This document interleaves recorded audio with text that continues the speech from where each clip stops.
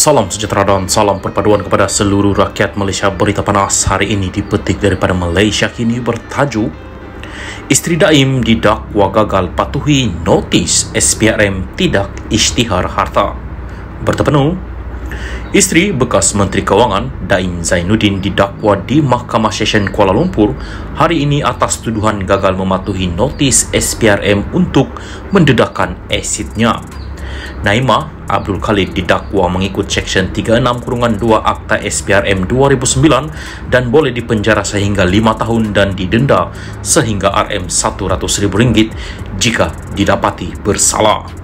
Dia didakwa melakukan kesalahan itu dengan memberikan akuan bertulis bersumpah yang tidak mematuhi notis SPRM di bawah Seksyen 36(1) Akta SPRM. Bagaimanapun, Naimah 66 mengaku tidak bersalah sejurus tuduhan dikemukakan terhadapnya di hadapan Hakim Azura Alwi. Mengikut pertuduhan, dia didakwa dengan sengaja memberikan satu pernyataan bertulis dengan bersumpah yang tidak mematuhi terma notis bertarikh 8 November 2023 yang dihantar kepada beliau oleh pegawai SPRM berpangkat Pesuruhjaya pada 14 November 2023 iaitu dengan tidak mengisytiharkan harta.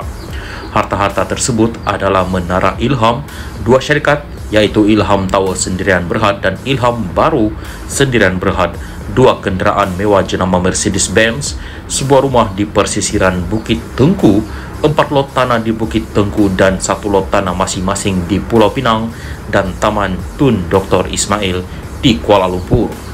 Naimah didakwa melakukan kesalahan itu di Ibu Pejabat SPRM Putrajaya pada 13 Disember 2023 mengikut Seksyen 36(2) Akta SPRM 2009 yang memperuntukkan hukuman penjara maksimum 5 tahun dan denda sehingga RM100,000 jika sabit kesalahan. Pendakwaan dikendalikan Timbalan Pendakwa Raya Ahmad Faizal Muhammad Azmi, Muhammad Fadli Muhammad Zamri dan Maziah Muhaidi, manakala Naimah diwakili Peguam Muhammad Yusof Zainal Abidin M. Purvalen dan Alex Tan. Terdahulu, Naimah yang memakai baju kurung berwarna hijau berkata, "Saya faham pertuduhan dan mohon dibicarakan selepas pertuduhan dibacakan terhadapnya." Pada 10 Januari lepas, Naimah dan 2 anak lelakinya hadir ke Ibu Pejabat SPRM untuk memberi keterangan serta membantu siasatan agensi anti rasuah itu terhadap Daim yang juga seorang ahli perniagaan. Sebelum ini, Pengarah Bahagian Pencegahan Pengubahan Wang Haram SPRM Muhammad Zamri Zainul Abidin mengesahkan bahawa kenyataan telah diambil daripada isteri dan anak-anak lelaki Daim untuk membantu siasatan di bawah Undang-Undang Pencegahan Pengubahan Wang Haram. SPRM turut menjelaskan bahawa siasatan ke atas Daim adalah berdasarkan maklumat yang diperoleh daripada kertas Pandora dan kertas siasatan bagi kes itu telah dibuka pada Februari tahun lepas. Terdahulu, Ahmad Faizal memohon mahkamah menetapkan jaminan RM500,000 dengan seorang penjamin beserta syarat tambahan melaporkan diri ke Ibu Pejabat SPRM sebulan sekali dan pasport diserahkan kepada mahkamah sehingga kes selesai. Muhammad Yusof bagaimanapun memohon jaminan lebih rendah sebanyak RM250,000 selain membantah penyerahan pasport kepada mahkamah atas alasan anak guamannya bukanlah seorang flight risk resiko melarikan diri. Naimah bukanlah terlibat dengan sebarang kes jenayah yang menjadikannya flight risk dan beliau tinggal kediamannya di belakang mahkamah ini sahaja. Dia tidak akan ke mana-mana dan dia berada di sini untuk mempertahankan diri dalam kes ini, katanya. Azura membenarkan Naimah diikat jamin RM250,000 dengan seorang penjamin serta syarat tambahan pasport diserahkan kepada mahkamah sehingga kes selesai selain menetapkan 22 Mac ini untuk sebutan semula kes.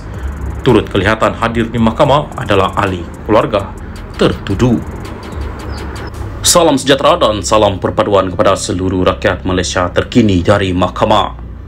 Najib tak maklumkan Kabinet Bon AS $3.5 bilion.